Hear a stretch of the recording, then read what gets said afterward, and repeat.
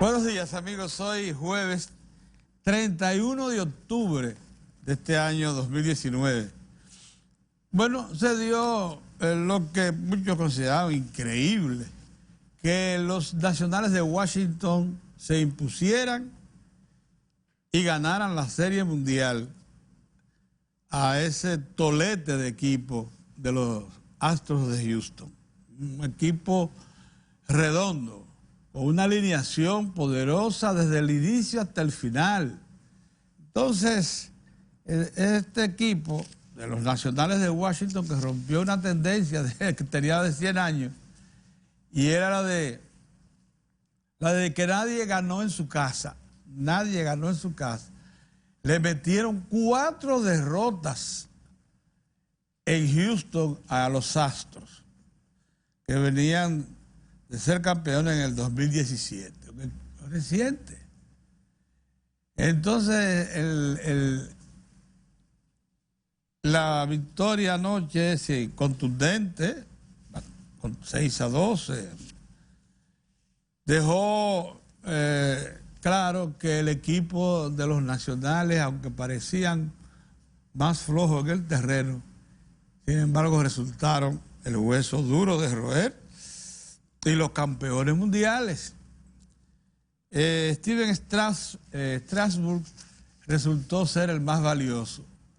La causa ganó 2 partidos con una muy baja efectividad y ganó todos los partidos tanto de serie de campeonato como de serie mundial. O sea, fue el caballo de batalla. A punto estuvo de ganarlo la rutilante nueva estrella del béisbol, el dominicano Juan Soto, porque este joven ha impresionado a todo el béisbol. Con apenas 20 años, cumplió 21 recientemente, esta semana. Imagínense usted, le estaba prohibido hasta beber alcohol. Solo podían tomar soda en la celebración del equipo. Ese joven es una verdadera estrella, es una rutilante estrella del béisbol, con todos los atributos de un pelotero maduro, a pesar de su juventud y del poco tiempo que tiene jugando béisbol. Ya se le considera un jugador estable, buen fildeador y un bateador paciente y con un poder enorme. Imagínense ustedes si con 21 años ese muchacho tiene uno de los swings más compactos que hay en las Grandes Ligas, compacto. Imagínense usted cuando ese joven alcance su verdadera mayoría de edad, que todos sabemos que está entre los 23 a 25 años, que cuando tiene todo su potencial, cualquier atleta.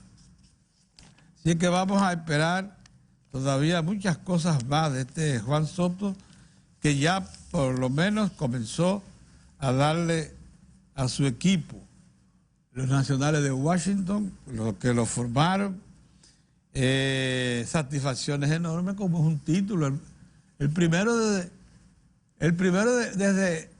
la década del 20.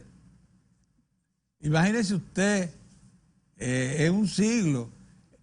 Y claro, uno de los responsables de que los Nacionales, que antes se llamaban Senadores de Washington, volvieran a un escenario de Serie Mundial desde el 1933. Oiga, ¿usted de qué estamos hablando? Washington, la capital de los Estados Unidos de América, está de gozo.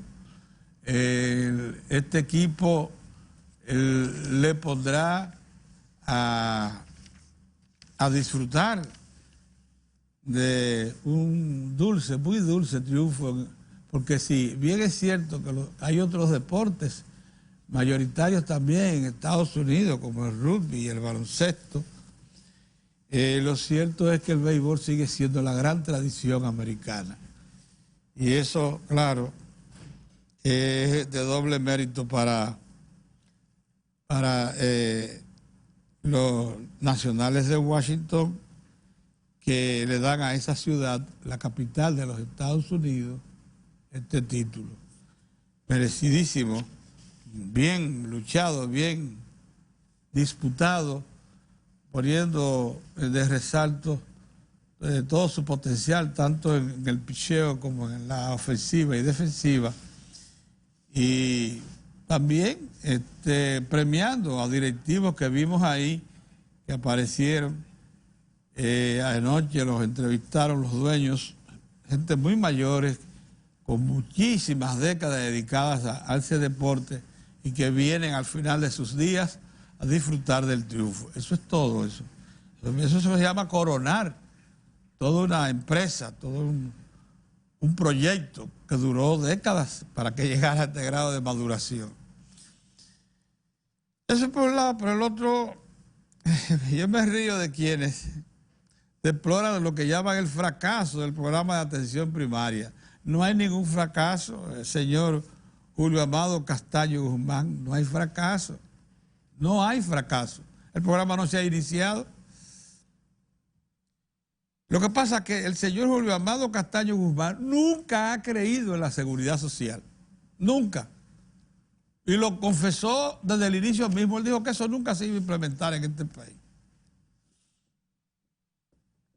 Porque aquí hay quienes apuestan a que los servicios de salud sigan siendo una empresa privada. Y no desean que pase a ser un servicio colectivo donde el Estado tenga el mayor peso y sea el principal regulador. Eso no lo quieren aceptar. Quieren que siga siendo una profesión liberal como se ha ejercido hasta ahora, una profesión que como la prestación de servicios de salud es un servicio público. Eso no puede ser una profesión liberal, no regulada. Entonces, la atención primaria, que la ley, por cierto, lo decreta como el primer escalón y por donde debió haber iniciado la seguridad social, no se ha podido implementar porque demanda precisamente de una logística muy compleja, costosa, ciertamente, y de mucha colaboración. Y lo primero que debe hacer el Estado para garantizar que la atención primaria sea una realidad y le garantice a la seguridad social su sobrevivencia, es precisamente modificar la ley que crea el Sistema Dominicano de Seguridad Social para eliminar la condición tripartita del sistema. Eso sí parece ya estar claro, eso sí fracasó. El tripartismo en las decisiones. Es el Estado el principal responsable de la seguridad social.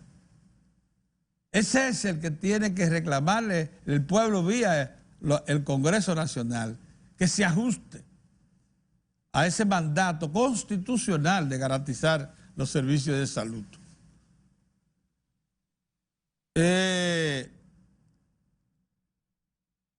Dice que es una nefasta noticia el fracaso, pero ¿fracaso de qué si no ha comenzado?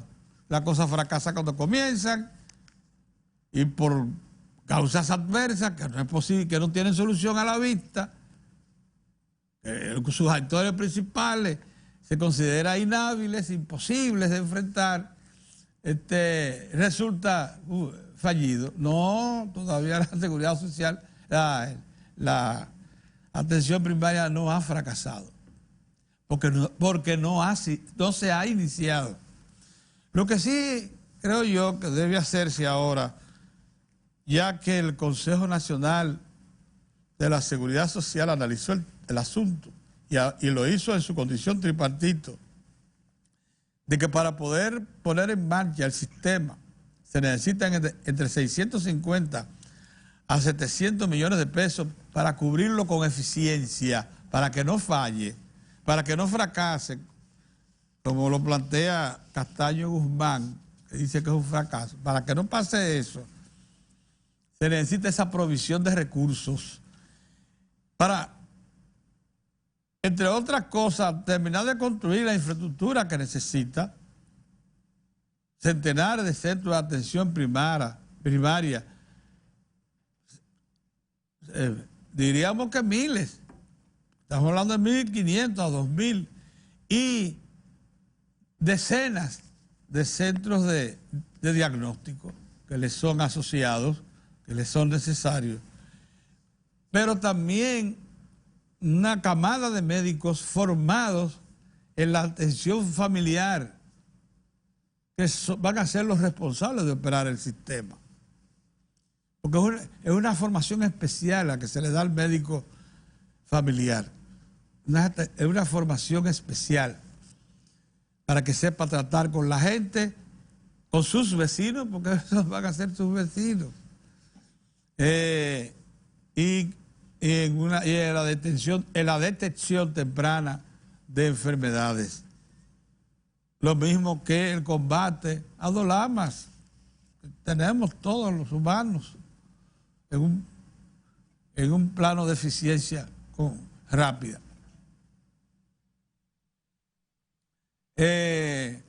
Eso me parece que hizo bien el Consejo, si no tenían los recursos a la mano, postergarlo hasta que se consigan esos recursos. Esos recursos están en proyectos de ser obtenidos en un tiempo razonable. ¿Por qué creen ustedes que se incrementó la cápita en 150 pesos? Ahora son 1.163 pesos. ¿Por qué? Porque se anda buscando que se acumulen los recursos suficientes en el sistema para poder pagar, sufragar sus costos en un tiempo razonablemente corto. Y porque en el momento en que se pudo adoptar la decisión de establecer el sistema de atención primaria, primero había que mejorar sensiblemente los niveles que siguen de atención, los demás arriba, lo que se refiere ya a enfermedades catastróficas, las condiciones de servicio en los centros hospitalarios, la ampliación del protocolo de procedimientos que deben ser protegidos por la seguridad social, la mejora de los emolumentos que se le pagan a los médicos que estaban congelados en 300 pesos por paciente de consulta, ahora van a ser 500, 40% más. Entonces, ¿qué se decidió? ¿Hacemos esto o ponemos en práctica la atención primaria? No, vamos a mejorar lo que hay, para que la atención primaria cuando entre sea justo lo que anda buscando el sistema de la seguridad social. Que no se utilicen recursos especializados que están en los niveles superiores hasta que un paciente, un asegurado, demuestre que lo necesita, y eso solo se puede determinar en la atención primaria. Que por cierto, esa atención primaria es gratuita, o sea, usted no va a tener que pagar copago allí, porque allí todo lo que se haga, desde el examen de laboratorio hasta medicamentos que se apliquen en esos grados, es absolutamente gratis, corre por el sistema.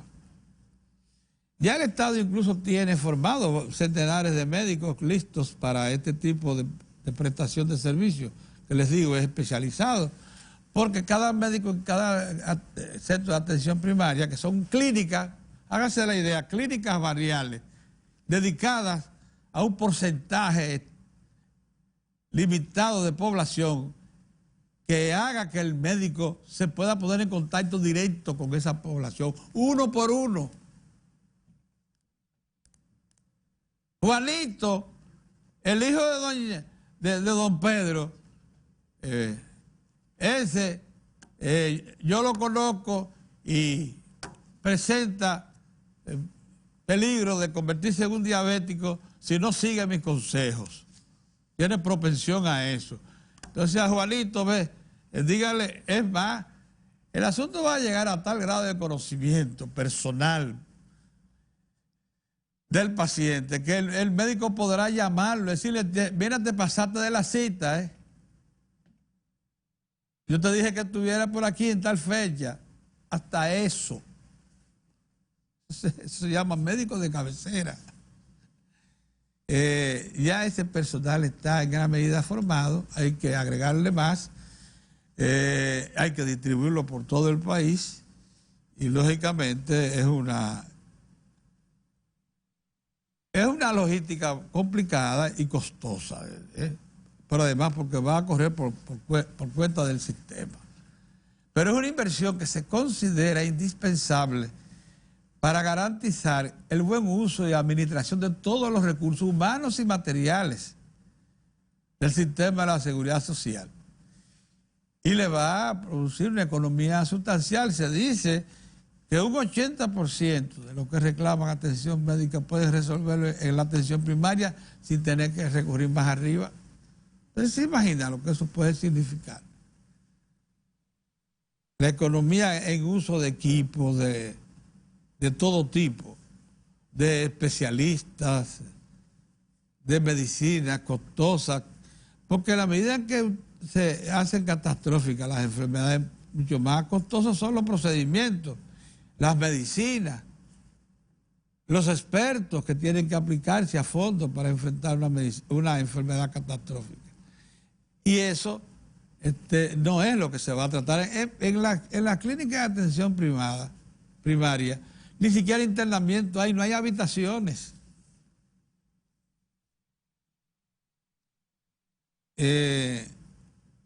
Allí lo que sí hay son médicos expertos que descubren algún detalle que lo haga usted necesario de un servicio especializado inmediatamente. Entonces los remiten a los otros niveles de atención ahí, porque le detectan, ya sea de manera directa por vía de examen de laboratorio, la gravedad del asunto. Pero es que regularmente, ya en los tiempos modernos, en que se han mejorado tanto los sistemas de alimentación y eso, generalmente son efectos menores de lo que siente el cuerpo humano, lo que padece el cuerpo humano, que se puede resolver en la atención primaria. Nosotros persistimos en que vale la pena, y que hagamos el esfuerzo y por hacerlo bien. Y que me parece muy atendible la decisión del Consejo. No vamos a atropellar la entrada, vamos a hacerlo con la paciencia, ya que hemos esperado tanto, porque debió comenzar por ahí, en el 2008, cuando inicia realmente la seguridad social, que fue en el 2008, y luego de vencer muchas resistencias de personas como este Castaño Guzmán, que era de los que decía que eso iba a fracasar de entrada.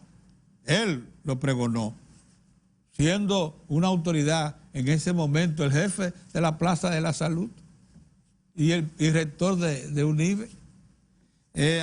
Contra la voluntad de esa gente que existe la seguridad social hoy y contra la voluntad de la mayoría de los gremialistas, o sea, el Colegio Médico Dominicano, que le teme a la seguridad social porque les quita la oportunidad de hacer del servicio médico un negocio.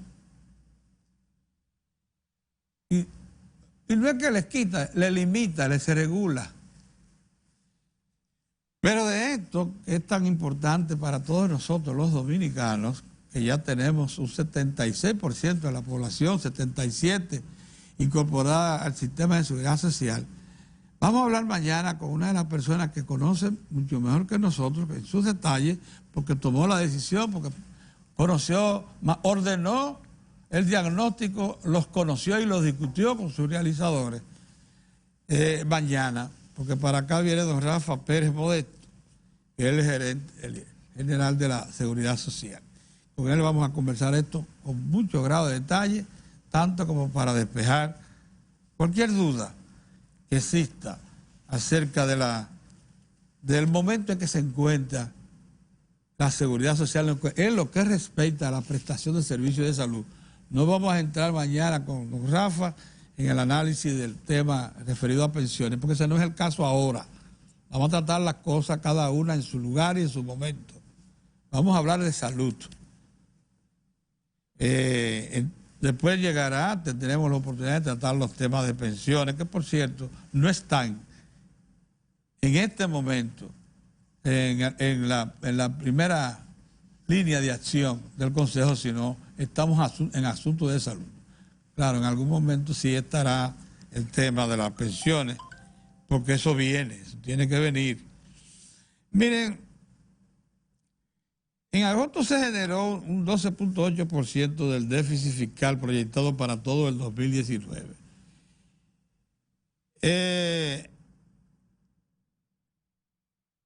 Refleja un déficit ascendente a 9.677 millones de pesos. Eso es el equivalente a 0.2 del PIB, o sea, 2/10 de un 1% del Producto Interno Bruto.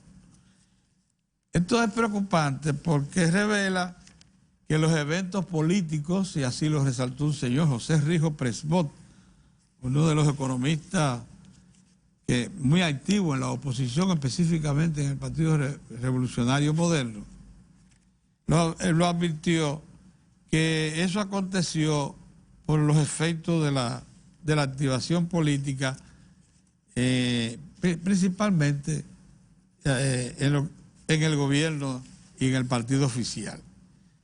Es indudable que se coincide con la fecha en que en efecto se hicieron. Ese mes de agosto fue muy candente en la activación económica. Dice aquí que, de acuerdo a un informe de la Dirección General del Presupuesto, el resultado financiero del gobierno central para el mes de agosto del año 2019 refleja un déficit fiscal ascendente a 9.677.5 millones, equivalente, como les dije, al 0.2 del PIB. Este balance es producto de ingresos totales ascendentes a 52.407.5 millones y gastos por 62.085 millones.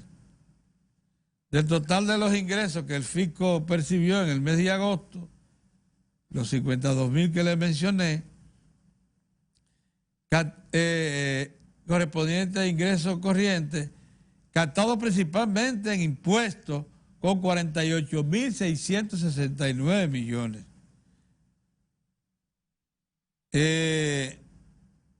Y en ventas de bienes y servicios, 2.234 millones. 46.7 millones restantes corresponden a ingresos de capital percibidos por recuperación de inversiones financieras realizadas con fines de política, 30.3 millones, por donaciones de capital recibidas del Banco Interamericano de Desarrollo, 14.3 millones, y del Fondo Mundial de Lucha contra el SIDA, tuberculosis y malaria, 1.8 millones. Los 0.3 millones restantes fueron recibidos por concepto de ventas de maquinarias y equipos.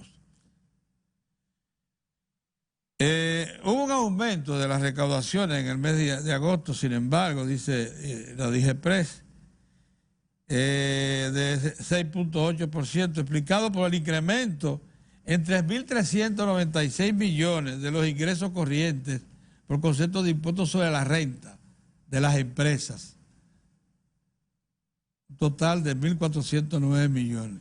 El impuesto sobre la transferencia de bienes industrializados y servicios, ITEVIS, 1.243 millones. El impuesto por pagos al exterior en general, 325.4 millones. El impuesto de 17%, registro de propiedad de vehículos, primera placa, 189.6 millones. Y los ingresos por diferencial del gas licuado de petróleo, 180.9 millones. En sentido contrario, dice DIGEPRES, los ingresos de capital registraron una reducción de 47.2 millones, 50.3%, por la disminución en la transferencia de capital recibidas y en la recuperación de inversiones financieras realizadas con fines de política. Eso es de política monetaria y financiera y de política de ejecución presupuestaria. Miren, ya el ministro de Hacienda había dicho que al mes de septiembre, cuando se nota un déficit de unos 17 mil millones de pesos de enlace de recaudaciones, se notó que el ambiente político había afectado esencialmente el ambiente político, además de factores externos. Las recaudaciones, el no cumplimiento con los objetivos de recaudación al mes 9, al cierre del mes 9. Yo que estoy haciendo hincapié en esta situación para advertir que no debemos dejar que se nos enrarezca el clima político. Que si bien es cierto que en un año preelectoral y metido ya en el seno mismo de campaña, incluso con una modificación sustancial del escenario, porque se está casi liquidando el bipartidismo. Estamos en la antesala de la liquidación de lo que había sido el comportamiento de los últimos 10 a 20 años, que era que dos partidos polarizaban el interés de la masa votante del pueblo. Eso ya se está convirtiendo en una actividad tripartita, o sea, tres grandes frentes políticos son los que se están presentes en el ambiente en este momento y los que van a estar presentes ya en las elecciones de febrero y de mayo, con una tercera elecciones como pudiera ser la segunda vuelta. Bueno, eso hace, yo diría que más diversa la lucha política dominicana, pero hemos evolucionado tanto ya, hemos pasado y superado tantas pruebas eleccionarias de 1966 a la fecha, que debiéramos estar curados contra el temor de que se nos vaya de las manos el orden, la estabilidad económico, social y política. Debiéramos estar curados ya para esta época. Entonces, pero eso lógicamente hay que estar siempre vigilantes por más experiencia que haya acumulado el pueblo dominicano en estos aspectos. Tenemos una extraordinaria experiencia acumulada, no hay duda. Pero eso nos sirve, eso sí, para incrementar la vigilancia, para hacernos y convencernos que debemos ser más severos en la protección de nuestro entorno económico, social y político. Una cosa que favorece, lo sabemos todos los dominicanos, es que estamos ya entrando en la época navideña. Hoy es 31, último día del mes de octubre. Ya mañana entramos de lleno en el mes de noviembre. Para los dominicanos, noviembre significa que estamos en la antesala de la Navidad, que estamos ya listos para comenzar las festividades, que comienzan, como todos sabemos, con las famosas fiestas de empleados, también con centros comerciales que comienzan a adornarse inmediatamente y a declarar los famosos baratillos. Comienza el intercambio de regalos de compañeros de trabajo, grupos asociados, etcétera. Un indicador que no me gusta es que hoy es Noche de Brujas, pero no se va a celebrar aquí como se estaba celebrando en los últimos años. Eso, la noche de Halloween, que se estaba transportando también a la República Dominicana. Hoy, sin embargo, quizás en algunos ambientes, eso que está muy ligado a la costumbre norteamericana, aquí se exprese, pero en los años pasados recientes, esto de la Halloween se estaba estableciendo. Para que ustedes vean ya que hay cierto relajamiento en la cosa ahora mismo, no hay ese apego que parecíamos tener a culturas vecinas que nos han se nos están transmitiendo por la vía quizá directa, porque tenemos 2 millones de dominicanos en los Estados Unidos, incorporados a esa cultura, a esas costumbres, a esas tradiciones. Y eso, como quiera que sea, se refleja aquí en República Dominicana, como se refleja en muchas otras partes de América Latina, que tienen nexos cercanos con los Estados Unidos de América. De manera que, y eso nos preocupa un poco, pues eso te puede mostrar que no hay el entusiasmo de otros tiempos y que en efecto el ambiente político todavía cargado de mucha incertidumbre con la división del principal partido del país, que es el partido oficial, el Partido de la Liberación Dominicana, con la conformación ya de 3 fuerzas, ya no de 2, como diría cualquiera, ya se hace más compleja la cosa, el análisis, para cualquiera que vaya a tomar una decisión. Pues ya no es solamente entre 2, sino entre 3. Y entre 3 hay que meter elementos nuevos al análisis para la toma de decisiones. Esa es la verdad, ¿eh? Si no aceptamos esa realidad, pudiéramos entonces estar perdiendo el tino.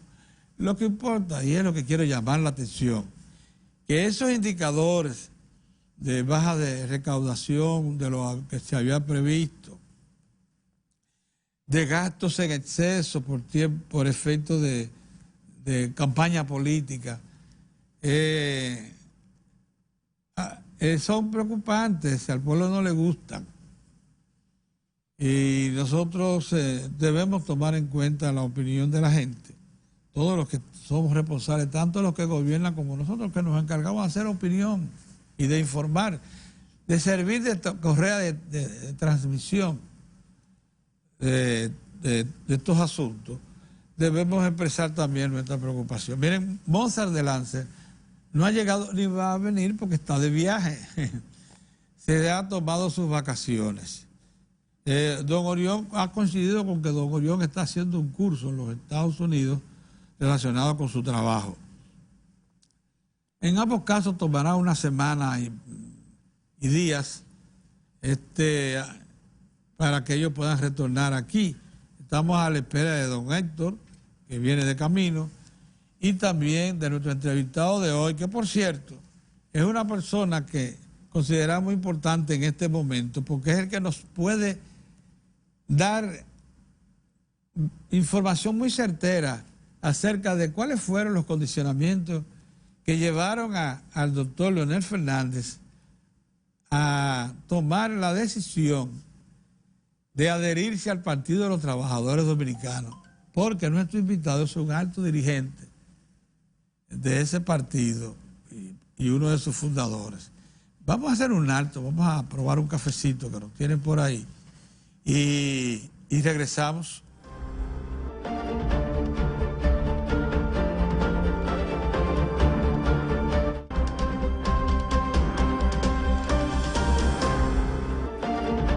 Bien, amigos, se incorpora con nosotros nuestro compañero de trabajo, don Héctor Tineo. Buenos días, don Héctor. Buen día, don Pedro. Hablando fuera del aire, sí, porque siempre en las cabinas, y en este caso en los estudios de televisión o una cabina de radio, siempre se hace un programa paralelo, sí. Y se interrumpe cuando viene el cambio.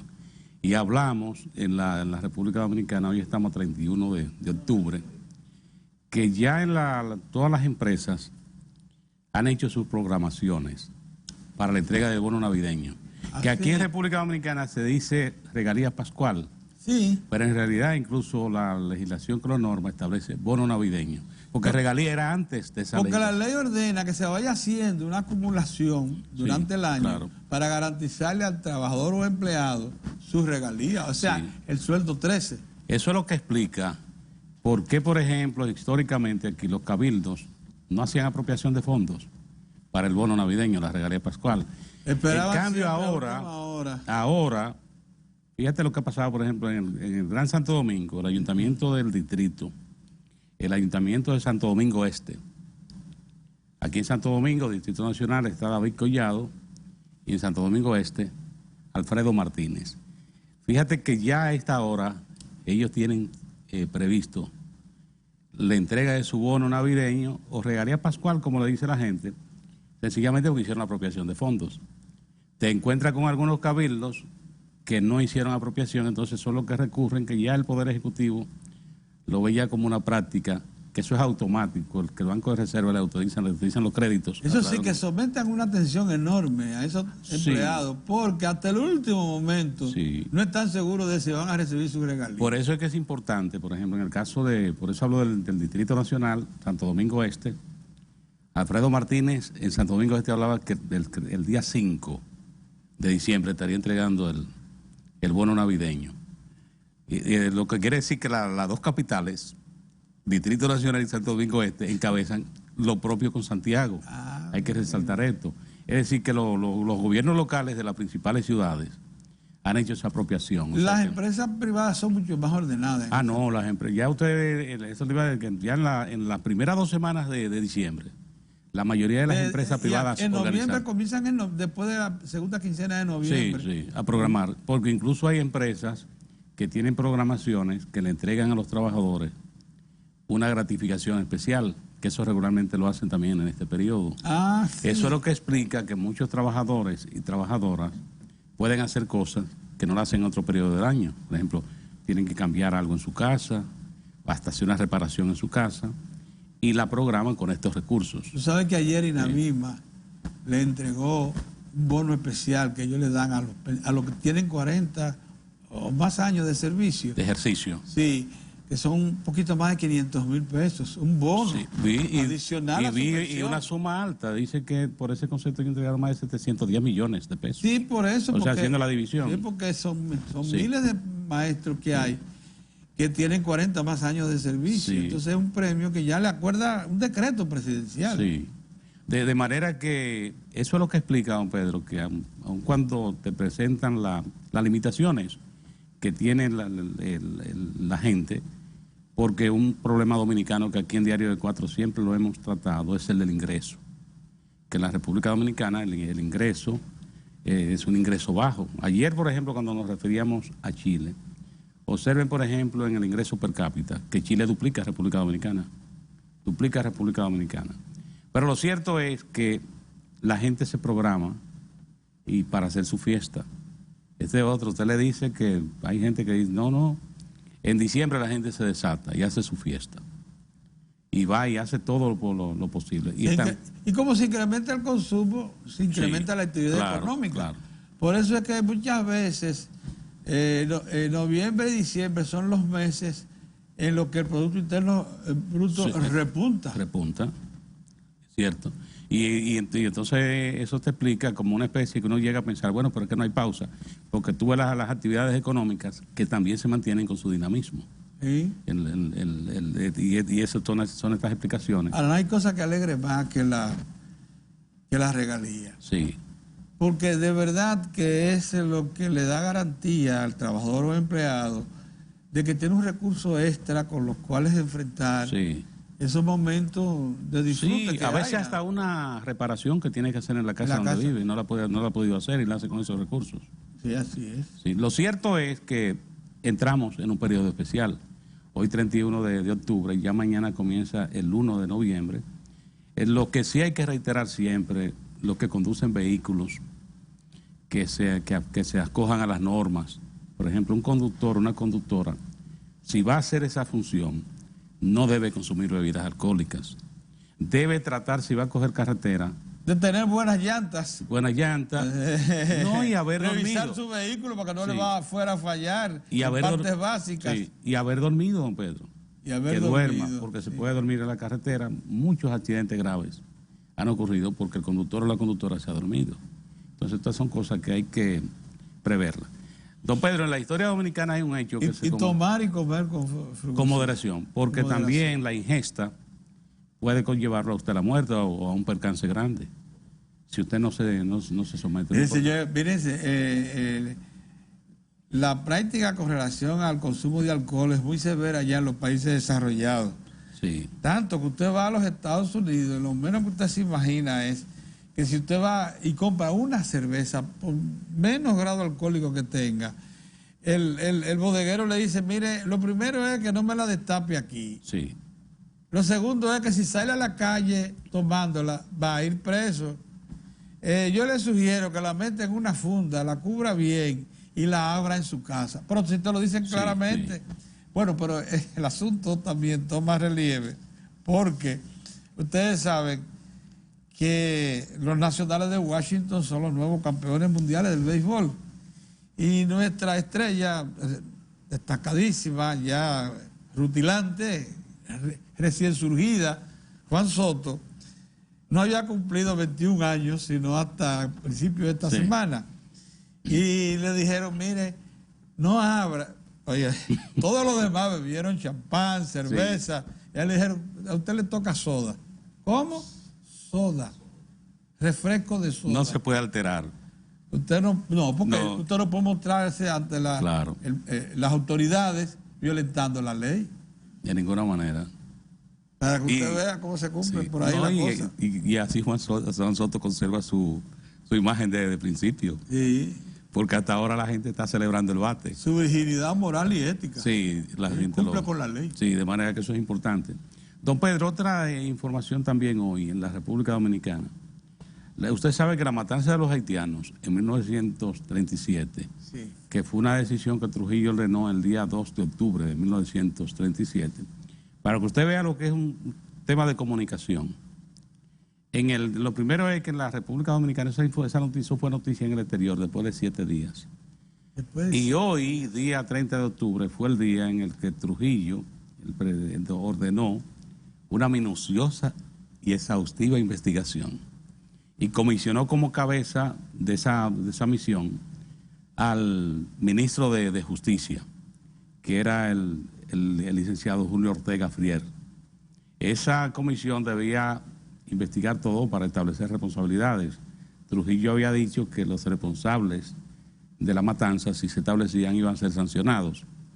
Y ya se conoció el mismo día, 31 de octubre de 1937, la información de que el secretario de Estado, Sommerwell, había recibido ya una comunicación del Departamento de Estado que lo autorizaba también a escarbar de donde fuera para establecer las responsabilidades. Lo cierto es que eso creó en la República Dominicana no había no teníamos medios de comunicación que trataran los temas como hoy. Y eso... No había libertad. No había libertad. Y la gente, el ciudadano ordinario, por ejemplo... información. El ciudadano ordinario de estas actividades no se enteraba después.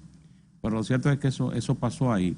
Y hay una nota del historiador Ramón Marrero Aristi, que él es recurrente. Él plantea el criterio de que el país está hastiado, que los haitianos cometían muchas fechorías en la frontera, y que eso es lo que explicaba la reacción que se había producido.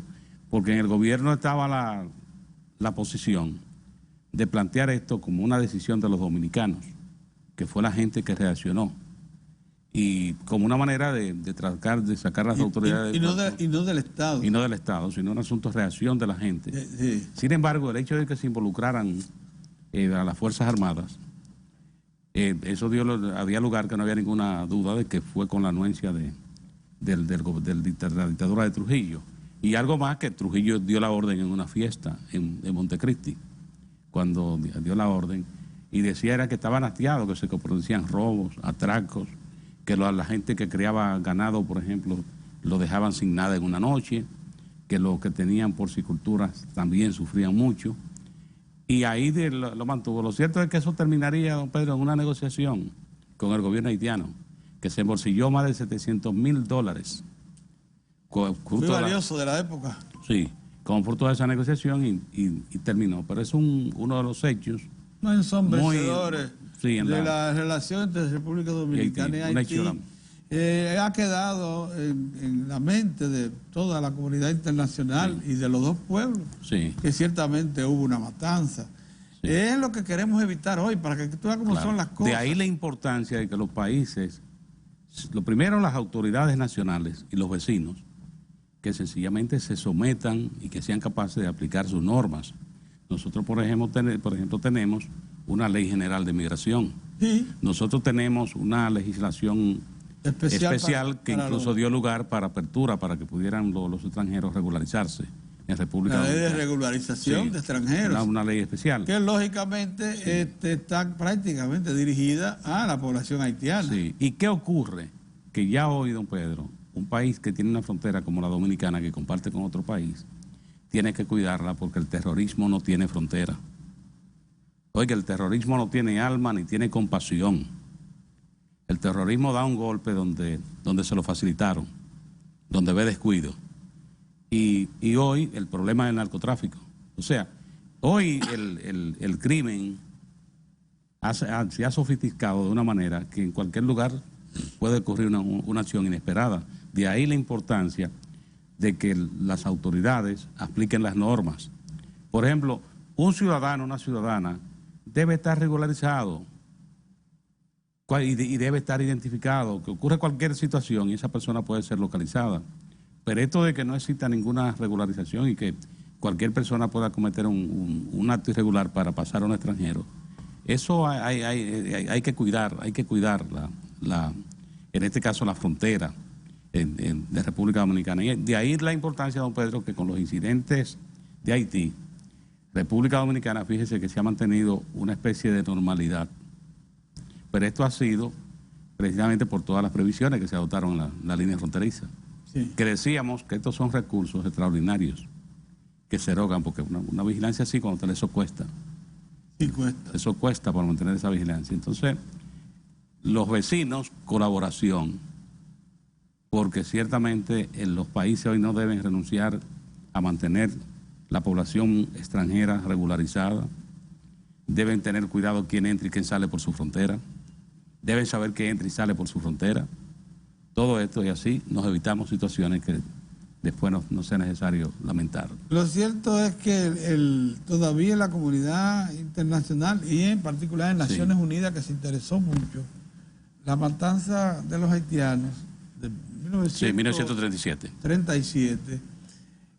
Sigue siendo una nota una mancha, sí, una mancha, lo que hay que decir que augurar que jamás un acontecimiento de ese tipo se pueda repetir.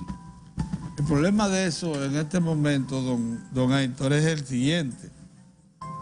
Esos hechos que dieron origen a esa reacción del gobierno dominicano por efecto de una recarga de eventos en la frontera son justo lo que acontece ahora. Sí.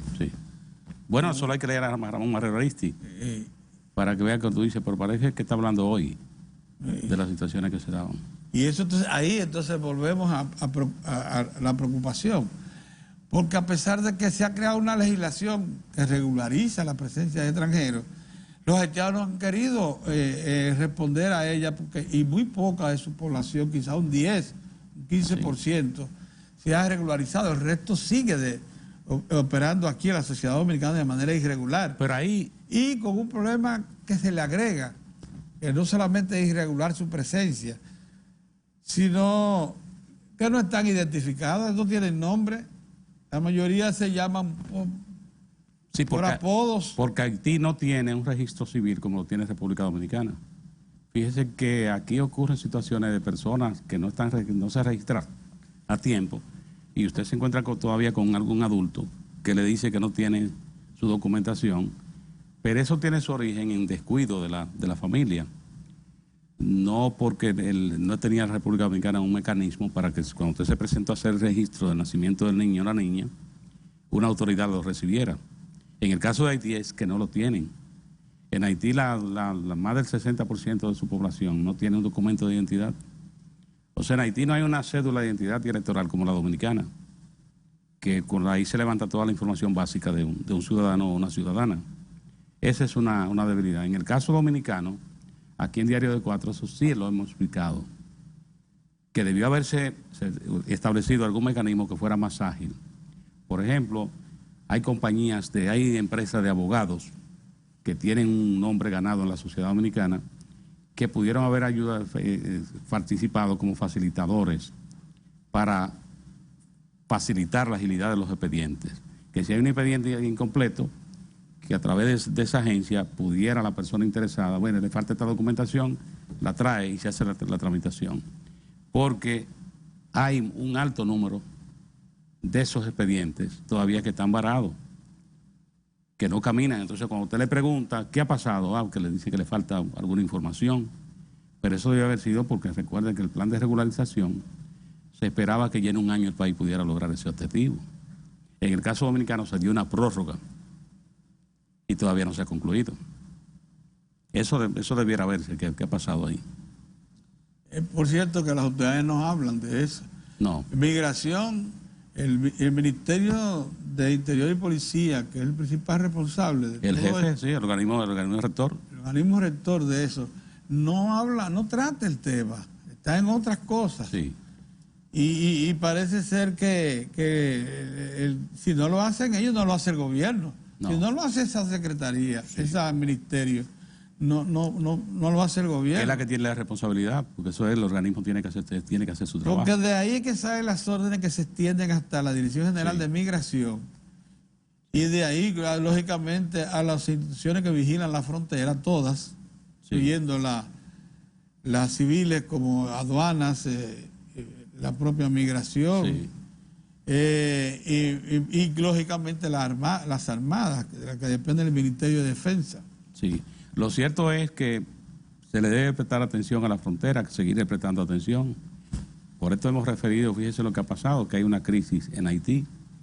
Ya de nuevo, ya incluso en los últimos días le he estado dando seguimiento y ya comprendo algunas cosas. Parece que el presidente Moi, los varones del comercio no lo quieren.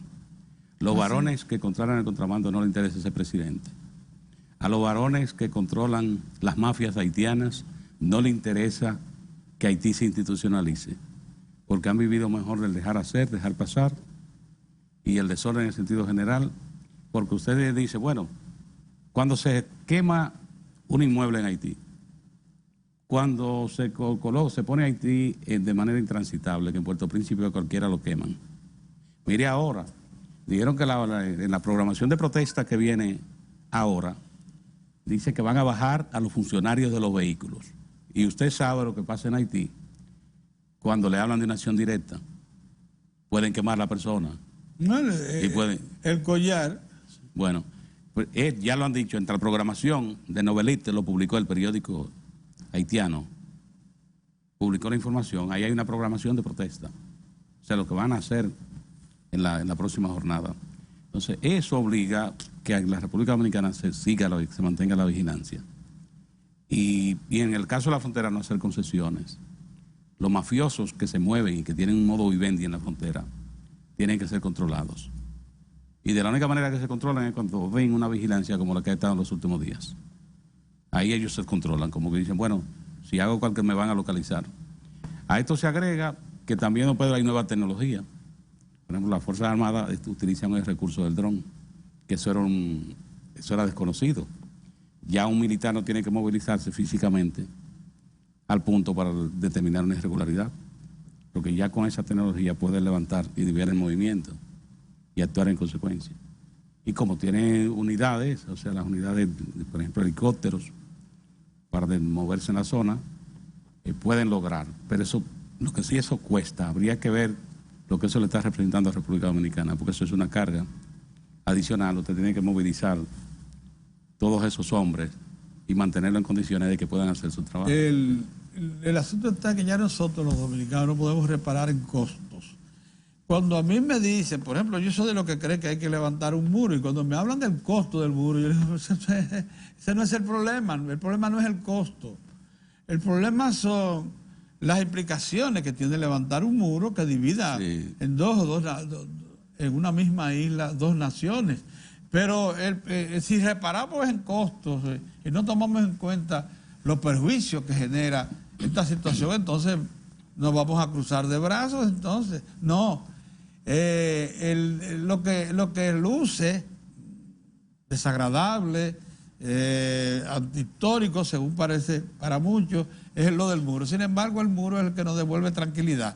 Por aquello de que al usted poner los mismos 5 puestos de chequeo y de aduana que hay ahora, sí, pero más organizados, solamente eso, como puntos de entrada y salida del muro, ese muro no es para impedir que los haitianos que son necesarios para la actividad económica crucen, no.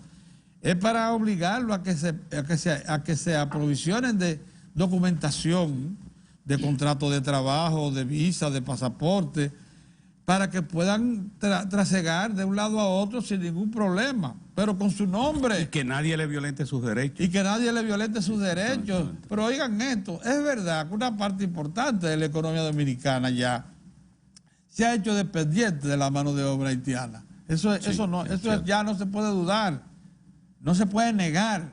Entonces, pero eso usted lo regula ¿cómo? O haciendo que el que venga aquí a trabajar, por ejemplo, a una zafra, puede ser esta azucarera, como de tomate, como de guineos. Sí, o una granja. O una granja, o incluso en la que le gusta mucho ya la ganadería también. Sí. Eso, simplemente vengan y cuando tengan que regresar, pasen por su frontera como si nada. Sin ningún problema, sin tenerle que dar nada a un guardia. Y a un policía. Con su documento, como usted trasiega. Lo que nos va a pasar por ahí, lógicamente, son los cerdos llenos de fiebre porcina, la gente enferma de enfermedades que ya estaban superadas aquí, sí, ¿sabes? Como malaria y demás.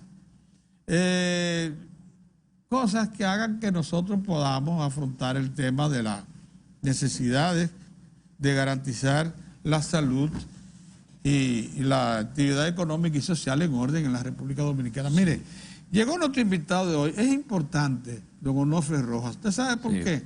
Porque él es vicepresidente del Partido de los Trabajadores Dominicanos. Sí. Es un hombre muy ligado al Partido de la Liberación Dominicana. Incluso ha cumplido para los gobiernos del PLD, incluyendo el presente, tareas de asesoría, de presencia activa en lo que es la preservación del medio ambiente. Onofre para nosotros es una pieza clave. Por cierto, que es un hombre muy ligado a Diario de Cuatro. Desde que Diario de Cuatro existe, él ha estado junto a nosotros desde aquella vez que se planteó la reforma y modernización del Estado. Él formó pieza clave en esos trabajos. Así que vamos a hacer una parada para entrar de inmediato con don Onofre. Con el doctor Onofre Rojas. Sí.